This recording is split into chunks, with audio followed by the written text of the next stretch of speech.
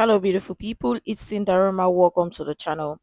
Today, we're back again with another video, and we're still on the Blake Lively and the Justin Baldoni situation. So, here is Candace's opinion on this. I mean, we've already checked a video or a previous video where Candace shared her opinion and her thoughts regarding it for a couple of months past, and this is a recent video of Candace sharing her thoughts regarding the situation. I mean, at this point, almost everybody have got things to say or to share. So we're gonna be checking this, and I also love your thoughts regarding this as well. Let's check it out.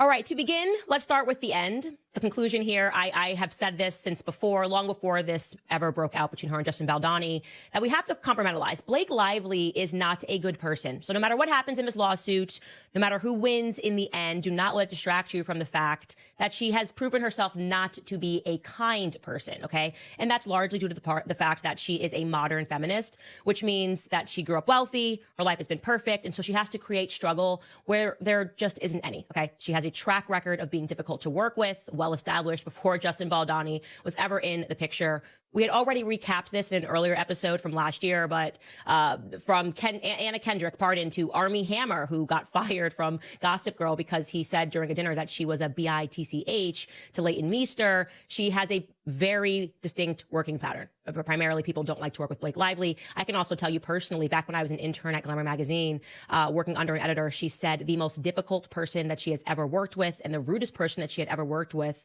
was Blake Lively, who got the cover of Glamour at some time when I was working at Glamour magazine. And so people just know this behind the scenes. You should just know that she is a bit of a brat. Okay. I will say also regarding Blake Lively, I just saw her coming. Going back to what I said yesterday on the show about how my brain works, I always just notice weird things. I gave you guys that Men in Black analogy, that example rather, when Will Smith randomly shoots the 8-year-old while every other agent is shooting all of the aliens in the room. He's like, "What's up with this 8-year-old?" My brain works like that regarding Blake Lively and Ryan Reynolds when I just recognize that they do things and say things that let me know, that signal to me that they are up on their high horses and that they potentially treat people very badly and that really they're bored and rich, right? One time while speaking to a reporter, Blake Lively said that her and Ryan Reynolds referred to bugs and animals as she and her, as opposed to he and him to their young daughter, because they're raising a little feminist. Like, that's annoying. That's just objectively annoying. Another circumstance that made me see right through Ryan Reynolds and the kind of person that he is was when, despite being friends with Joe Alwyn, who dated Taylor Swift for 5 years, she's best friends with Blake Lively, he actually became friends with Joe Alwyn for 5 years of dating. And then Taylor Swift snapped her fingers, broke up with him. And the headline ran that, she went to dinner and got photographed with Blake and Ryan. And then immediately after the dinner, Ryan and Blake and two other of her friends, the Haim sisters and Gigi Hadid, all staged a mass unfollowing of Joe Alwyn like they were 13 years old. Just let them know we're on her side. We're ride or die for her. Okay, Ryan, you're 48 years old. Grow up. Literally grow up. You can still follow your pal Joe Alwyn. That's not how people conduct themselves in a divorce. And to go get pictured before you do it, to show him I'm teen girl, pathetic, and also a little bit gay. Anyways, getting back to the Justin Baldoni thing, things sort of reach an inflection point for Blake Lively's reputation. While she was promoting the movie It Ends With Us, co-starring, like I said, Justin Baldoni. I can't tell you anything about him. I don't have an opinion on him. He's not as well known as her. He's not as A-list as her, as you would say, because she hangs out with Taylor Swift all the time.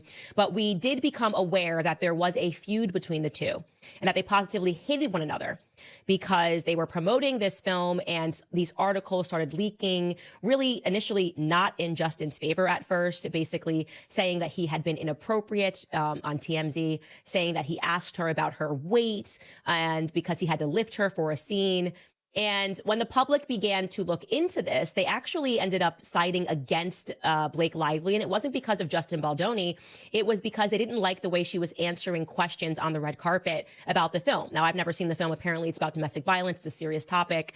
And Blake Lively was promoting her hair products, and they just thought it was a bit tone deaf.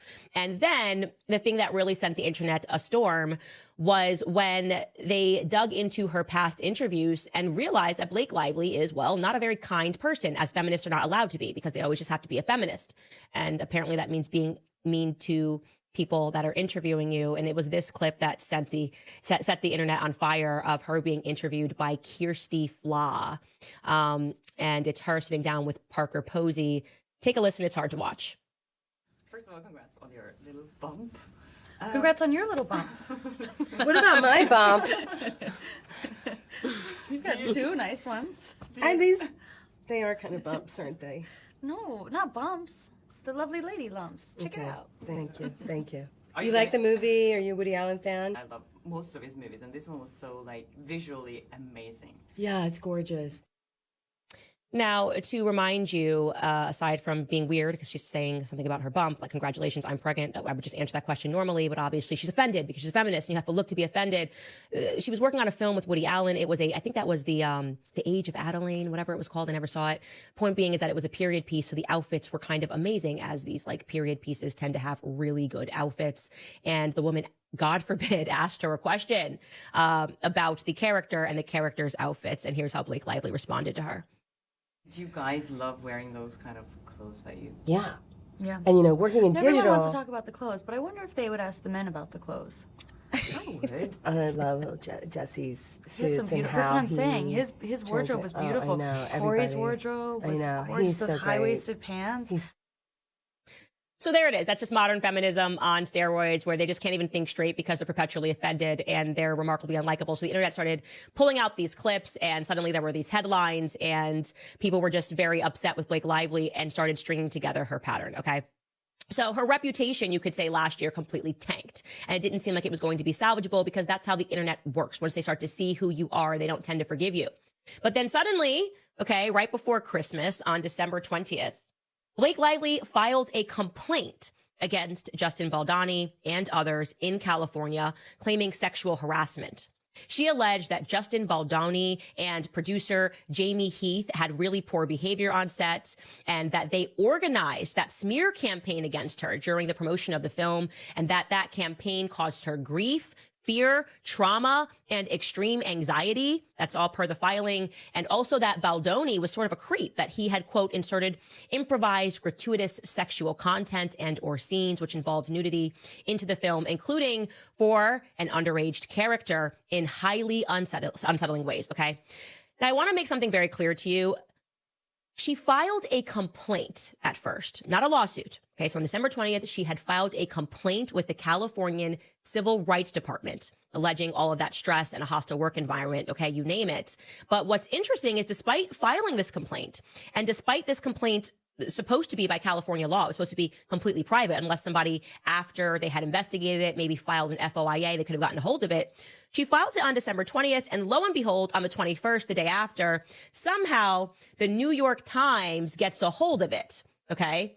A private complaint should have remained private. Suddenly, the New York Times gets a hold of it, and they run the complaint in its entirety the day after, with an accompanying article, which was published the day after that on December 22nd. So within 48 hours, the New York Times got it, published it, and ran this headline.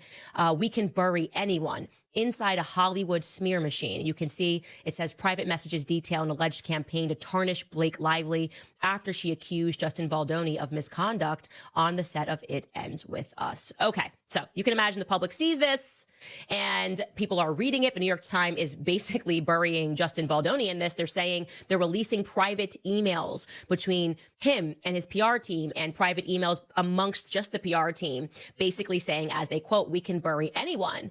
And of course, just what Blake Lively would have expected. Instantly, Hollywood floods in. Me Too has been resurrected. They're giving statements. Amber Heard comes out of the woodwork and gives a statement, which I feel like, after allegedly pooping on Johnny Depp's bed, she should maybe always sit this one out, but she didn't. She's like, nope, I'm with her. We're all with her. But actually, quite remarkably, the internet for the first time had a bit of pause. And one of the things that they had a bit of pause about was, why did she not file a lawsuit? If this is all true, why did Blake Lively not file a lawsuit? And instead kind of went to a civil rights private thing and then gave it to the New York Times. I mean, they're alleging she gave it to the New York Times. I don't know who else could have given it to the New York Times. I don't think Justin Baldoni or anyone on his team gave it to her. And they started to ask the question, was this actually just a way to salvage her reputation? They were unsure. But I want to show you what is in this lawsuit, because it's super interesting, okay? So like I said, the entire point of this lawsuit, when you read through it, and I did, basically just makes Justin Baldoni sound like a massive perv. Like he just loves sex. He loves pornography. He's just like some super turned on dude all the time who can't stop talking about pornography. And he was trying to get basically Blake Lively into these compromising positions because I guess maybe he just wanted to see her naked. And so they have, and I'm going to read you this directly from a lawsuit, to add insult to injury. Mr. Heath, that's the other director, approached Ms. Lively and her assistant on set and started playing a video of a fully nude woman with her legs spread apart. Ms. Lively thought that he was showing her pornography and she stopped him. Mr. Heath explained that the video was his wife giving birth. Ms. Lively was alarmed and asked Mr. Heath if his wife knew that he was sharing the video, to which he replied, "She isn't weird about this stuff," as if Ms. Lively was weird for not welcoming it. Ms. Lively and her assistant excused themselves, stunned that Mr. Heath had shown them a nude video. So when that was transcribed by the New York Times, they kind of made it sound like he literally was just showing her pornographic images. And they didn't kind of give you the context that actually what they were debating was how they should film a birthing scene that Blake Lively was in. And he was trying to say, and I guess in this, I have not seen the film, but it's a natural labor, no drugs. And as you know, for us crunchy moms who follow this on the internet, this is like supposed to be this majestic moment. Women tend to be in a bathtub. They tend to be nude. And I guess he was trying to say to her, like, this is how I want this scene to run. And she's now telling the public that essentially she thought that she was being shown pornography on a phone. And I have to say, in the myriad of topics, in the myriad of categories, rather, of pornography that are on the internet. You know, we do the annual list of the top 5 things people are searching for on Pornhub to show you how disturbing it is. Never in my life have I heard of a category of women giving birth. That doesn't tend to be a thing that turns men on, that they would describe as pornographic, right? That doesn't tend to be something that you hear. In fact, it's almost the opposite when you get men, young men, who are completely immature and are like, that's my worst nightmare, the idea of my wife giving birth or of a woman giving birth, you know? And so I just felt like that was wildly manipulative. Absolutely very manipulative, and this is exactly the reason why we've already said in the previous videos past, to take a clearer picture or look at it from a neutral basis, you will see where all of this is coming from. And obviously you can also see the power dynamics in this situation, because uh usually it will be the man that have got power, control and all that, but in this case is the woman, and she's she's got everything. It's evident that she's so used to getting things go her way and work the exact way she wants it. So obviously she is the one calling the shots, yeah, even in the movie and all that. And in the possible case of the movie where he is also supposed to have rights in it, right?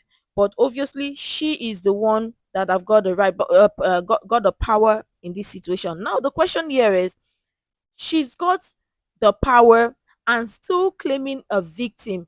What I don't understand is why people feel the need to play victim, because of course victimhood sells in the society, right? So they play the victim card because lots of people are actually going to listen to them, because if people look at it and see that she's got the power in this situation, she knows nobody is going to listen to her, because the power dynamic is come to play and is evident in this case.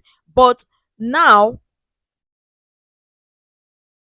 she's got the power and still claiming the victim, so it's not even making sense. But let's even talk about the other part, because lots of people are already picking sides without seeing from the clearer picture, deciding to take a step back to understand how all of this is coming to play or what is going on here. Something about this is not even making sense, and we've already said it before, even in previous videos past. Something about this is not making sense.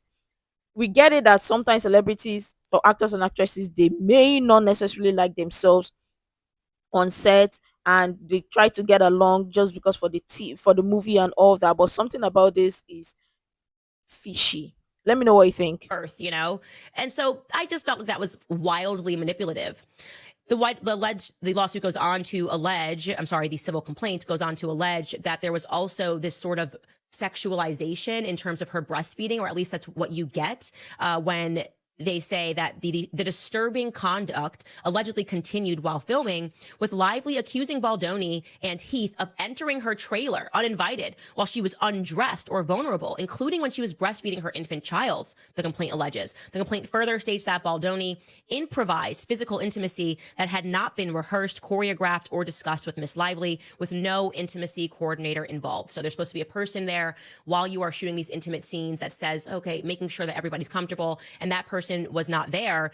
And this is where she gets into a bit of a contradiction when I read through the lawsuit, because she is all at once trying to tell us that she's maybe so irresistibly hot, or maybe she's not so hot, but he thinks she's enough that he wants to be with her, that he's using scenes to improvise and to kiss her too long. And like, you know, obviously he is doing this because he's just addicted to pornography. She talks about him speaking about his pornography addiction in the past. And the website, I mean, the lawsuit literally reads, Mr. Baldoni chose to let the camera roll and have them perform a scene, but he did not act in character. Instead, he spoke to Miss Lively out of character as himself. At one point, he leaned forward and slowly dragged his lips from her ear and down her neck as he said, "It smells so good." None of this was done remotely in character or based on any dialogue in the script, and nothing needed to be said because, again, there was no sound. Mr. Baldoni was caressing Mr. Lively with his mouth in a way that had nothing to do with their roles. When Miss Lively later objected to this behavior, Mr. Baldoni's response was, "I'm not even attracted to you." Okay, so she's like, he's creepy, he is attracted to you, but then she completely flips later on in the lawsuit where she says that he made her feel ugly, old, and fat, that he stormed into her room and it was with tears in his eyes, and said that people on the internet think that she looks old and that she looks fat. And so she goes on to also accuse him of harassment for going to her trainer and asking if she can lose weight in 2 weeks. It says Mr. Baldoni routinely degraded Miss Lively for finding back-channel ways of criticizing her body and weight. A few weeks before filming began, and less than 4 months after Miss Lively had given birth to her 4th child, Ms. Lively was humiliated to learn that Mr. Baldoni secretly called her fitness trainer without her knowledge or permission and implied that he wanted her to lose weight within 2 weeks. So which is it? So I'm just saying, this is me reading the lawsuit. I'm like, okay, so he just wants to breathe on you and kiss you and caress you because you're so hot, or he's just such a freak? Or also, is he just disgusted by you and making you feel old and ugly and fat? I mean, I have some instant red flags when I read this lawsuit, but it was this last piece that made me go, okay, you are being wildly manipulative. And I am now ready for this to all come out in court, okay? This is the exact language of the lawsuit. It reads, Mr. Baldoni inserted improvised, gratuitous, sexual content and or scenes involving nudity into the film, including for an underage character in highly unsettling ways. So I read that and I'm like, okay, now we're inching towards, oh, this guy, even young girls, underage character, he's doing this even to young women on set. And then I read the comments that were beneath this article, and someone pointed out to me that that was manipulative language, because while it says underage character, okay, the actress that played the underage character is not underage at all. So the protagonist of this film, it used to be a book, it's been adapted into a film, is a young woman named Lily Bloom. So Blake Lively plays the older Lily Bloom, and another actress plays the younger Lily Bloom. So that's the underage character, which is played by Isabella Ferrer, but Isabella Ferrer is 23 years old. So just by putting that in the lawsuit and knowing that not everybody has seen this film, not everybody has read the book, and even if they have, they don't know how old Isabella Ferrer is, it was a way to make it sound like Justin Baldoni, again, was this huge creep. And when I found that out, I said, okay, she's playing a very interesting game. There was also weird lawsuit moments where she also said that she felt anxiety because he told her that he could speak to dead people, and that he could reach her father, and her father had recently died. That part's just weird. I don't know. Hollywood people they just have too much. I mean, I don't even know what to say to that. It's a weird thing to put in a lawsuit. But again, she's trying to compound and be like, I was just a mess and I was so uncomfortable. Anyways, like I said, initially the Hollywood public took her side, but I think everybody is still a little PTSD from the Amber Heard turd, and they're going, okay, I'm just going to wait and actually see how this thing plays out. And it's a good thing that they did. Okay. Because then Justin Baldoni responded in a very big way to this lawsuit. 11 days later, On December 31st, Justin Baldoni filed a $250 million lawsuit, okay, against the New York Times for libel. And let me tell you, he fully brought some receipts by releasing personal text messages between him and Blake Lively that painted an entirely different picture. And he basically is saying the New York Times intentionally pick and chose certain emails without providing their full context. Like in one email, she's trying to say that they inserted and planted this article which said that her career was over, but they left out the portions of the email which made it very clear that they were being sarcastic, and that what actually happened was that he hired a PR crisis team because Blake Lively was being such a monster and dropping these things in the press. And so they were planning to go to battle if she kept going, but they never actually ended up having to go to battle because the public ended up hating her based on her old interviews. And they have proof that they had nothing to do with that article happening. And so they were just laughing behind the scenes at like, oh, well, I guess I did a great job here because we don't have to do anything. People are seeing through Blake Lively all by themselves. And we haven't actually had to counter anything that she said.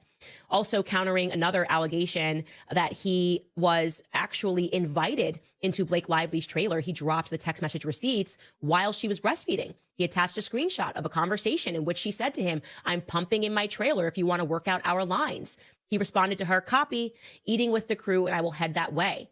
So if you signal to someone, and by the way, for every woman it's different. I've seen women that are out in public and will just pop out both of their breasts and feed their twins like in the middle of a restaurant. They don't care. Okay. Other people, obviously I have worked through, now this is going to be a fourth child. And when I am in my room, back when I was working at Daily Wire and I was breastfeeding my son, if he was latched and I could throw a blanket over myself, I didn't care. I would like to prep the show. Some women might be completely different. They might want to be completely alone. But if you're signaling to your co-star that it's okay to come in the trailer while you're pumping or breastfeeding, why is he going to then understand that on a different occasion, you're actually completely uncomfortable with him doing that? And so to misrepresent that relationship, I think, is what has Justin Baldoni's team extremely upset. They also obviously came back regarding the birthing pornography and called the video rather a deeply personal one, with no sexual overtone, obviously. And they said that her trying to frame that video of the director's wife as pornography is emblematic of the lengths to which Lively and her collaborators are willing to go to defame the plaintiffs. I tend to agree with that. Like I said, I've never heard of someone describing a birthing video, a woman giving birth, as pornography. That seems completely ridiculous. And I want to show you these clips because they are hitting back hard. And I'll tell you this, after the public then kept saying, why did you not file an actual lawsuit? This was a sinister PR move. Blake Lively then moved 11 days later to file a lawsuit. So now she has filed a lawsuit. And I don't think she ever wanted to do this. I think she genuinely wanted this to be a PR move, and she wanted to leak it to the New York Times. She thought the public would take her side with no questions asked. And instead the public is saying, no, we have a few questions here. And Justin Baldoni is going all the way to the wall on this. His lawyer is already giving interviews explaining just how nasty her team has played this. The lawyer's name is Brian Friedman. He stopped by the Megyn Kelly show. And here's some of the things that he had to say. First, he says, there used to never be a sexual claim. There never was a sexual claim until she went to that civil rights office. Take a listen. There was actually no allegation of sexual harassment until the lawsuit was filed. I mean, that's when the allegations of sexual harassment came up. They didn't come up before then. Well, there was in a 17-point memo that you referenced. She was raising some of these issues. Well, that's right. But I mean, in terms of the public, she raised them in the 17-point memo. They had agreed to 17 points that they would agree that there were simple points that everybody would go back and she would return to work. There's a signed document saying they worked things out. In the actual lawsuit itself, it says everything went fine from then on. So, you know, and the question really is, why was Crisis PR brought in? Well, Crisis PR was brought in because there were negative stories about Justin that were being leaked to the media, not about sexual harassment. There were negative stories about Justin being brought in saying no one likes him. He's been a problem on set. You know, stories like that. And Crisis PR was brought in to say, this won't be good for the film. Crisis PR was also brought in because there were negative stories about Blake Lively, not that Justin created, but that existed out there. I mean, you know, fans and media can be brutal. They go back through your history. They go back and look and say, what interviews have you given before? How have you treated people? How, you know, are you promoting the film in a way where you're promoting your hair care products and in a way that's not true and genuine as far as domestic violence is concerned. They go back and they see those videos. They bring them out organically. That's not Justin doing that. That's not Justin's crisis PR doing it. In fact, what he wants is a successful movie. He wants to protect the movie. And all through the text messages, you'll see over and over and over again, him saying, I don't want to hurt her. I want to protect her. Let's give her what she wants. Let's help her. That's what he's doing. And I can say that's what I also found problematic. And you should actually go watch that entire interview that he gave to Megyn Kelly. But they left out some very crucial, vindicating text messages with Justin Baldoni being concerned about not wanting to hurt her, but also trying to protect himself when he saw that he was being smeared as this person. Now, I don't know if Justin Baldoni is a good guy. I am sure, listen, you know, I respect him in Hollywood. I think the majority of people that are in Hollywood are not great people. But after reading through the messages that were in context, there is no question in my mind that the New York Times is going to be in very big trouble for libeling, intentionally libeling, very easy emails that they could have presented to the public that showed that the PR people were joking and laughing about the fact that this was happening to her because they view her to be a bad person, but they were not planting these articles in any way, shape, or form. And when you remove that context and try to make it sound like Justin was involved in that, and not that he simply said, I want to protect myself, I don't want to hurt her, but I want to protect myself, it's just bad business. And again, who leaked it? Who leaked within 24 hours, the New York Times being able to have something to the entire public? It could have only been one person. Obviously, it had to have come from Blake Lively's orbit. That's my view of it. I will also show you why I do believe, and I'm making a guess here, people were very anti-me when I said Amber Heard was going to lose. I just have a way about reading women when it comes to these sorts of things. And I knew that Amber Heard was not being entirely honest about the Johnny Depp stuff. And everyone was like, oh, she's got a bruise on her cheek. I just said, doesn't register me as correct. He's been married so long. His wife, Vanessa, former ex-wife, Vanessa Paradise, was coming out in support of him. Despite having a long marriage, wouldn't she have recognized that he liked to punch women in the face? Everything just registered to me as very wrong about that. And in the end, I was proving right. I'm going to say the same thing about Blake Lively. I don't think this is going to be good for her. And this lawyer's language in terms of saying when people see all the text messages, they are going to realize who the real Blake Lively is a strong vote for me. A strong vote that the public in the end is going to recognize that Blake Lively was being manipulative. And I'll let you listen to what Brian said about those text messages. And unlike any case that I've handled in my entire career, this is the one case we're going to put every single text message, every single document, everything on a website for everyone in the public to read, come to their own conclusions, and they can determine whether or not there was sexual harassment here, there was a smear campaign, or there was retaliation, because we have proof and receipts that absolutely and unequivocally show this is not true. Here's what I think happened. I think Blake Lively legitimately did not believe. I think when she had all that bad press happening, she could not fathom that people didn't like her. I think she truly believed that Justin Baldoni was behind it. I don't think she did this to create a narrative. I think she saw it and said, this has to be him. This has to be him. And unfortunately, I think she was wrong. Okay. And so I think to counter that bad PR, and she saw her reputation going down, she decided to play what she thought was an equally nasty PR game by filing this lawsuit in the civil rights court, never with the intention of ever having to then take it to the real courts. I don't think that she ever wanted that.